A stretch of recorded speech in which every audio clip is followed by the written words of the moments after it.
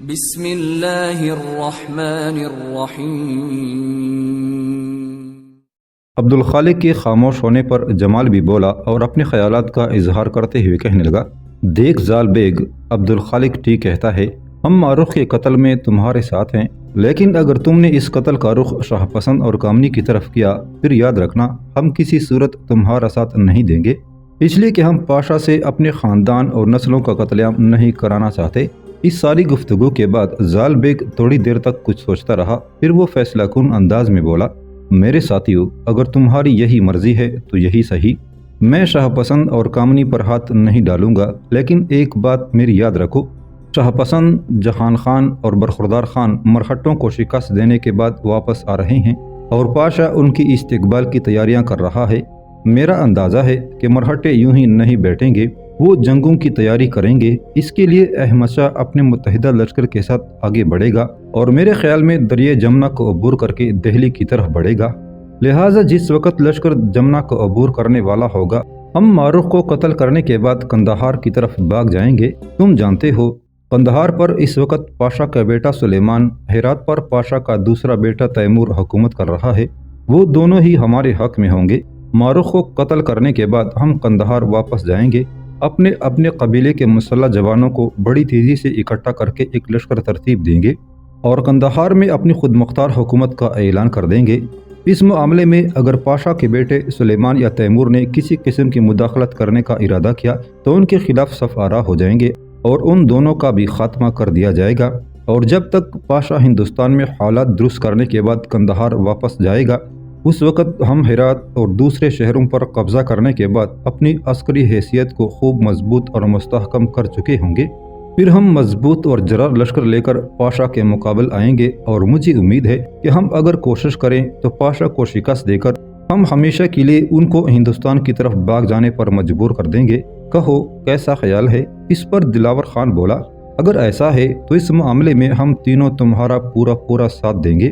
معروف کو قتل کرنے کے بعد واپس قندھار جائیں گے، بڑی تیزی سے لشکر ترتیب دے کر خود مختاری کا اعلان کر دیں گے۔ میرے خیال میں اگر ہم کوشش کریں تو ہم پاشا کے مقابلے میں اسے پسپا ہونے پر بھی مجبور کر سکتے ہیں۔ اس پر زال بیگ فیصلہ کن انداز میں بولا، ساتھیو، بس یہی آخری فیصلہ ہے کہ جس وقت لشکر جمنا کو عبور کر رہا ہوگا اس وقت معروف کو قتل کر کے ہم قندھار کی طرف چلے جائیں گے اور وہاں پاشا کے خلاف بغاوت اور سرکشی کرنے کے لیے زور و شور سے تیاریاں کر دیں گے۔ اب آؤ پاشا کے ساتھ مل کر جہان خان، شاہ پسند اور برخوردار خان کے استقبال میں شامل ہوں تاکہ لوگ ہم چاروں پر کسی طرح کا شک و شبہ نہ کریں۔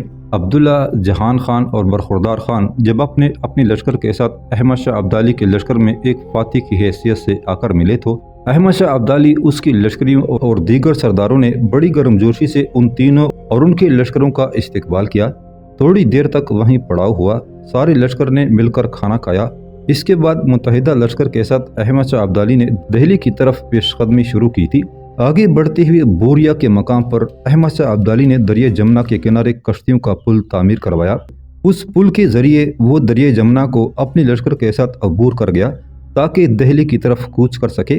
جس وقت احمد شاہ ابدالی کا سارا لشکر دریائے جمنا کو عبور کر چکا اور دریائے جمنا کے مشرقی کنارے پر احمد شاہ ابدالی کے لشکر نے پڑاؤ کر لیا، اس کے بعد احمد شاہ ابدالی، شاہ ولی خان، عبداللہ، جہان خان، برخوردار خان اور کچھ دوسرے چھوٹے سالار دریائے جمنا کے کنارے ایک جگہ جمع ہوئے اور مرہٹوں کے ساتھ آئندہ پیش آنے والی جنگوں کے متعلق صلاح و مشورہ کرنے لگے تھے۔ ان لوگوں کو دریا کے کنارے بیٹھ کر گفتگو کرتے ہوئے تھوڑی ہی دیر ہوئی تھی کہ چند سپاہی بھاگتے ہوئے ان کے قریب آئے۔ انہیں دیکھتے ہوئے احمد شاہ ابدالی گھبرا گیا اور اٹھ کر کھڑا ہو گیا۔ احمد شاہ ابدالی کو دیکھتے ہوئے شاہ ولی خان، عبداللہ، جہان خان اور برخوردار خان بھی گھبراہٹ میں کھڑے ہو گئے تھے۔ آنے والے سپاہی تھوڑی دیر رک گئے، ان میں سے ایک آگے بڑھا اور احمد شاہ ابدالی کو مخاطب کر کے کہنے لگا، پاشا، میں ایک انتہائی بری خبر لے کر آیا ہوں۔ اس پر احمد شاہ ابدالی چند قدم اس کے قریب گیا اور پوچھنے لگا، تم کیا بری خبر لے کر آئے ہو؟ کیا مرہٹوں نے کسی اور سمت حملہ کر دیا ہے یا وہ کسی راستے سے ہو کر دہلی شہر میں داخل ہو گئے ہیں؟ اس پر وہ سپاہی بولا، یہ بات نہیں ہے، میں آپ سے یہ کہنا چاہتا ہوں کہ اپنے سپہ سالار جہان خان کی بیٹی معروف کو کسی نے قتل کر دیا ہے۔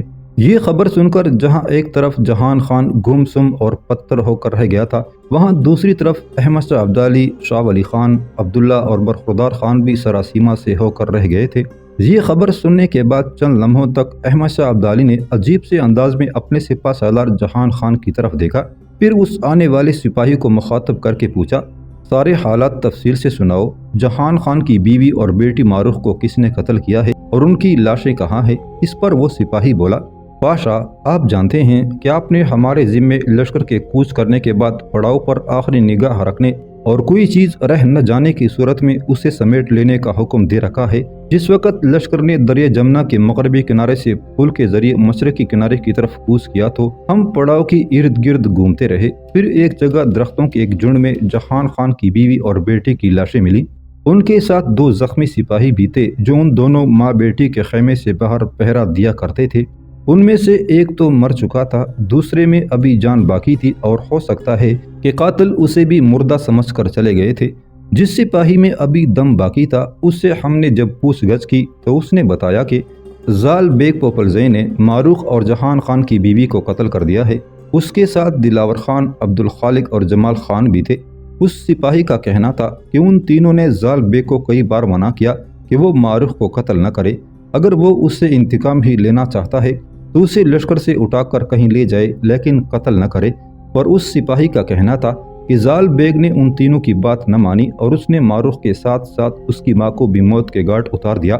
اس زخمی سپاہی نے بتایا کہ زال بیگ نے رات کے پہلے حصے میں ہی جس وقت جہان خان اپنے خیمے سے نکل کر لشکر کی طرف کوچ کی تیاریوں میں مصروف تھا، ماروخ، اس کی ماں اور دونوں محافظوں کو قتل کر دیا تھا۔ اس سپاہی نے یہ بھی بتایا کہ قتل کرنے کے بعد جس وقت زال بیگ بھاگنے لگا تو دلاور خان اس کے ساتھ جانے پر آمادہ نہ تھا، عبدالخالق اور جمال خان بھی اس کے ساتھ نہیں جانا چاہتے تھے، پر زال بیگ نے دھمکی دی کہ اگر تم میرے ساتھ نہ گئے تو میں تم پر یہ الزام لگاؤں گا کہ ماروخ اور اس کی ماں کے قاتل تم تینوں ہو۔ یہ دھمکی دینے کے بعد زال بیگ تینوں کو بھی اپنے ساتھ لے گیا ہے، وہ کہاں گئے ہیں یہ کسی کو کوئی پتہ نہیں ہے۔ یہاں تک کہنے کے بعد وہ سپاہی تھوڑی دیر رکا، پھر وہ دوبارہ احمد شاہ ابدالی کو مخاطب کر کے کہنے لگا، پاشا، ہمارے کچھ ساتھی دونوں ماں بیٹی اور مرنے والے دونوں سپاہیوں کی لاشوں کو ادھر ہی لے کر آ رہے ہیں۔ اس پر احمد شاہ مغموم سی آواز میں کہنے لگا، تم لاشوں کو یہاں ہمارے قریب رکھوانے کا بندوبست کرو۔ اس پر وہ سپاہی پیچھے ہٹ گیا اور اپنے ساتھیوں کو بھی اپنے ساتھ لے گیا تھا۔ جب وہ سپاہی چلے گئے تب احمد شاہ ابدالی نے بڑی ہمدردی، بڑی نرمی سے جہان خان کی طرف دیکھا۔ اس نے دیکھا کہ جہان خان کی آنکھوں سے اس سمے آنسو بہہ نکلے تھے۔ کندہار اور ہرات سے لے کر دہلی تک اپنی آنکھوں کے سامنے خون کی آندیاں اور لہو کے طوفان دیکھنے والا وہ سپہ سالار اس سمے ریت کی دیوار دکھائی دے رہا تھا۔ اپنی بیوی اور بیٹی کی موت پر از خود اس کی آنکھوں سے آنسو بہہ نکلے تھے۔ یہ صورتحال دیکھتے ہوئے احمد شاہ ابدالی آگے بڑھا، جہان خان کو اس نے اپنے ساتھ لپٹا لیا اور اسے تسلی دینے لگا۔ اتنی دیر تک شاہ ولی خان، عبداللہ اور برخوردار خان بھی آگے بڑھے اور جہان خان کی پیٹھ پر ہاتھ پھیرتے ہوئے وہ بھی اسے تسلی دے رہے تھے۔ تھوڑی دیر تک جہان خان نے اپنے آپ کو کسی قدر سنبھال لیا، تب احمد شاہ ابدالی بولا، جہان خان میرے بھائی، میرے رفیق، میرے دوست، فکر مند نہ ہو، قاتل خواہ کہیں بھی چھپ جائیں، وہ زمین کی تہ میں کیوں نہ اتر جائیں، کوہستانوں کی کوہ میں کیوں نہ پناہ لے لیں، میں انہیں تلاش ضرور کروں گا۔ تم جہان خان، تمہاری بیٹی ماروخ کو قتل کیا ہے۔ اگر دلاور خان، جمال خان اور عبدالخالق نے زال بیگ پوپلزے کا ساتھ دینے سے انکار کر دیا تھا تو پھر ان تینوں کو تو میں کچھ نہیں کہوں گا، لیکن جہان خان، تمہارے بھتیجے زال بیگ کو زندہ نہیں چھوڑوں گا۔ اس نے تمہاری بیٹی، تمہاری بیوی کو قتل کر کے ہمارے جسم پر نہ مندمل ہونے والا زخم لگایا ہے اور اس کا انتقام بہرحال اس سے لے کر رہوں گا۔ یہاں تک کہتے کہتے احمد شاہ ابدالی کو خاموش ہو جانا پڑا، اس لیے کہ کچھ سپاہی ماروخ، اس کی ماں اور دونوں سپاہیوں کی لاشیں وہاں لے آئے تھے، لہٰذا احمد شاہ ابدالی سب کے ساتھ مل کر ان کی تجہیز و تکفین کا بندوبست کرنے لگا تھا۔ مرہٹوں کے سردار داتا جی کو اس بات کا بڑا قلق تھا کہ اس نے جو خراب لشکر اپنے بہترین جنرل بوئٹی کی سرکردگی میں تراوڑی کے تاریخی میدانوں کی طرف روانہ کیا تھا، اسے بدترین شکست ہوئی تھی اور داتا جی ہر حالت میں اپنی اس شکست کا انتقام احمد شاہ ابدالی کے لشکر سے لینا چاہتا تھا۔ لہٰذا دریا جمنا کو عبور کرنے کے بعد داتا جی اپنی لشکر کے ساتھ احمد شاہ ابدالی کے لشکر کے سامنے آیا اور پڑاؤ کیا۔ यहाँ पड़ाव करके दाता जी ने अपने लश्कर को 5 हिस्सों में तकसीम किया। एक हिस्सा दाता जी ने अपने पास रखा, दूसरे हिस्से की कमानदारी अपने जर्नल मल्हार राव होलकर को दी, तीसरे हिस्से का सालार जिंको जी को, चौथे हिस्से का सालार अपने जर्नल सबा जी को और 5वें हिस्से का सालार अपने बेहतरीन जर्नल बुइटे को मुकर्रर किया था। लश्कर की ये तरतीब देने के बाद दाता जी ने वस्त में लड़ने के लिए मल्हार राव होलकर और जिंको जी को रखा। अपने लश्कर के दाएं तरफ उसने सबा जी को और बाएं तरफ बुइटे को मुकर्रर किया। मरहट्टों के लश्कर की तरतीब को देखते हुए अहमद शाह अब्दाली भी उनके सामने सफ आरा हुआ और अपने लश्कर को उसने बड़े सोच विचार के बाद 5 के बजाय 6 हिस्सों में तकसीम किया। एक हिस्सा अहमद शाह अब्दाली ने अपने पास रखा, दूसरा शाह वली खान के मातहत, तीसरा अब्दुल्ला को दिया, चौथा जहान खान, 5वां बरखुरदार और छठा हिस्सा अहमद शाह अब्दाली ने अपने एक नए और उभरते हुए जर्नल कलंदर खान के हवाले किया था। ये कलंदर खान इससे पहले अब्दुल्ला की कमानदारी में काम करता रहा था।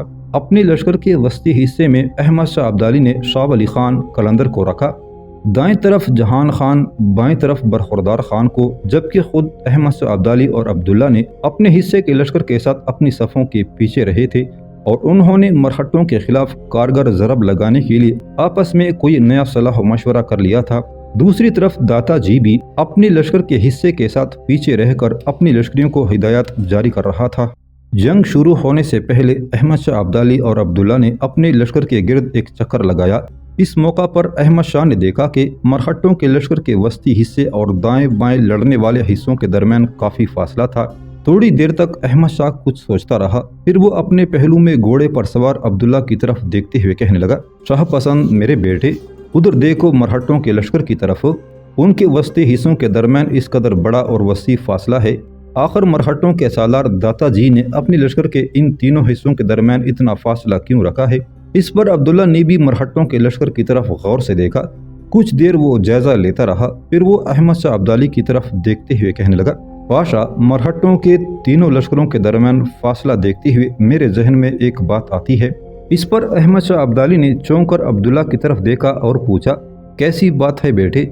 शाह पसंद कहने लगा, पाशा, मेरा दिल कहता है कि जंग जब अपने अरूज पर आएगी तो लश्करों के दरमियान जो खला रखा है उसी खला को इस्तेमाल करते हुए दाता जी 2 काम करेंगे। वो अपने लश्कर के हर हिस्से को खलाओं को इस्तेमाल करते हुए मदद कर सकता है। वो हमारे अपने हिस्से पर अचानक ज़रब लगाकर वो उस हिस्से को पसपा होने पर मजबूर कर सकता है। अब्दुल्ला की ये बात सुनकर अहमद शाह अब्दाली की आंखों में एक गैर मामूली चमक पैदा हुई।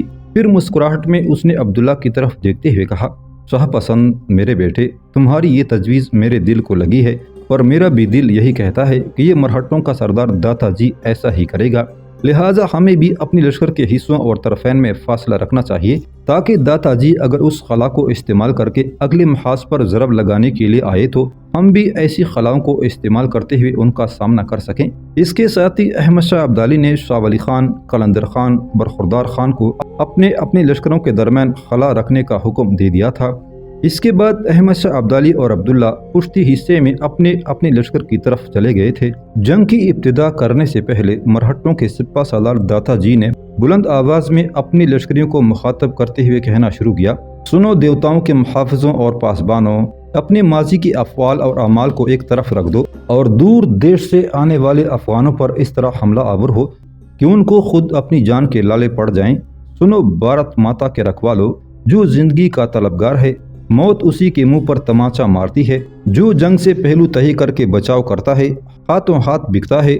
मर्ग उसी के जिस्म से फासद खून निकाल लेती है, उसे जिंदगी की राहों में गुम करके जुल्मत की खलीज में धकेल देती है। सुनो मेरे हमसफरों, शबाब के असरात से मगलूब होकर इन हमला आवर अफगानों को नंगो जिलत के शबिस्तानों में धकेल दो। अपने सिपा सालार दाता जी के इस हुक्म पर मरहट्टों ने एक ज़बान होकर भारत माता की जय का बुलंद नारा लगाया। फिर वो हमला आवर होने के लिए आगे बढ़े थे। सबसे पहले मरहट्टों के लश्कर का वस्ती हिस्सा मल्हार राव होलकर और जिनको जी के सरकर्दगी में आगे बढ़कर अहमद शाह अब्दाली के लश्कर के वस्ती हिस्से पर हमला आवर हो गया था। शाह वली खान और कलंदर खान ने बड़ी जुरतमंदी का मुजाहरा करते हुए मल्हार राव और जिनको जी के इस खौफनाक और दरिंदा सिफत हमले को रोक दिया था। थोड़ी देर तक दोनों लश्करों के वस्ती हिस्से ایک دوسرے کے خلاف خونریز جنگ کرتے رہے۔ شاہ ولی خان اور قلندر خان نے مرہٹوں کے وسطی حصے کے حملوں کو روکنے کے بعد جوابی کارروائی کرنی شروع کر دی تھی، جس کے تحت شاہ ولی خان اور قلندر خان ملہار راؤ ہولکر اور جینکو جی کے لشکر پر سمندر کی گہرائیوں کی طرح ٹوٹ پڑے تھے۔ دونوں لشکروں کے وسطی حصے کے آپس کے ٹکرانے کے بعد سب سے پہلے جہان خان حرکت میں آیا اور دائیں پہلو کی طرف سے مرہٹوں کے اس لشکر پر حملہ آور ہوا جو جنرل سبا جی کی کمانداری میں آگے بڑھا تھا۔ پہلے ہی حملے میں جہان خان نے سبا جی کی اگلی صفوں کو روند کر رکھ دیا تھا۔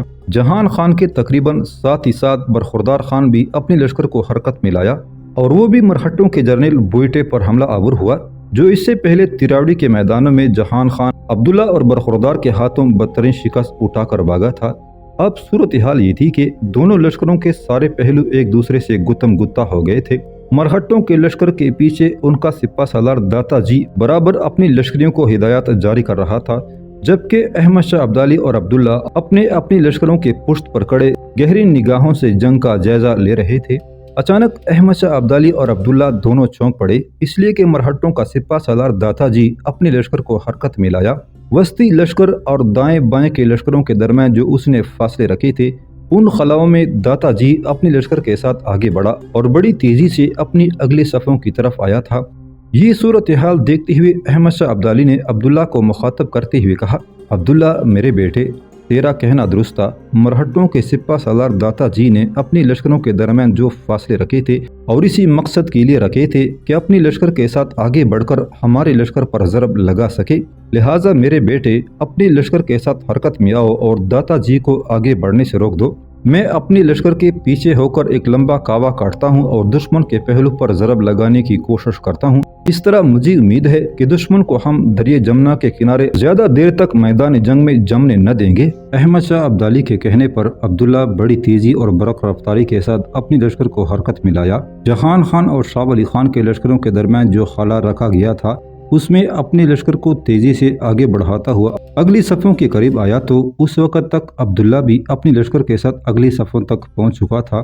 داتا جی چاہتا تھا کہ شاہ ولی خان یا جہان خان دونوں میں سے کسی ایک پر ضرب لگائے اور یوں احمد شاہ ابدالی کے لشکر میں خلا پیدا کرنے کے بعد اپنے لیے فوائد حاصل کرے، لیکن اسے ناکامی ہوئی، اس لیے کہ عبداللہ اپنے لشکر کے ساتھ اس کی راہ روک کھڑا ہوا تھا۔ داتا جی کو شاید کسی نے بتا دیا تھا کہ اس کے سامنے آنے والا شاہ پسند ہے، جس نے تراوڑی کے میدانوں میں اس کے جنرل بوئٹے کو شکست دینے میں سب سے بڑا کردار ادا کیا تھا۔ عبداللہ نے دیکھا اس کے سامنے آنے والے مرہٹے تمام کے تمام تقریباً بڑے بڑے برچوں اور نیزوں سے لیس تھے۔ داتا جی اپنا برچہ بری طرح گھماتا ہوا عبداللہ کی طرف بڑھا، شاید وہ عبداللہ کا خاتمہ کر کے اس کے لشکر کو پسپا ہونے پر مجبور کرنا چاہتا تھا۔ عبداللہ بھی داتا جی کو اپنی طرف بڑھتے ہوئے دیکھ چکا تھا۔ جو ہی داتا جی نے برچہ گھما کر عبداللہ پر وار کیا، عبداللہ نے اس کے برچے کو اپنی اس ڈال پر روکا جو نئی طرز پر مجیر الدین نے اسے بنا کر دی تھی۔ داتا جی کا برچہ جب اس ڈال پر پڑا تو میدان جنگ میں ایک عجیب سا کنکناتا ہوا شور پیدا ہوا۔ جواب میں عبداللہ نے جب مجیر الدین کی بنا کر دی ہوئی آگے سے سام کی زبان جیسی دو منہ والی تلوار کو حرکت میں لاتے ہوئے داتا جی پر برسائی تو داتا جی نے بھی اس وار کو اپنی ڈال پر روک لیا تھا، لیکن داتا جی نے محسوس کیا کہ عبداللہ کی تلوار کے برسنے سے اس کی ڈال بیچ میں تھوڑی سی پٹ گئی تھی اور عبداللہ کا وار روکتے ہوئے داتا جی کا بازو بھی لرز اور کانپ گیا تھا۔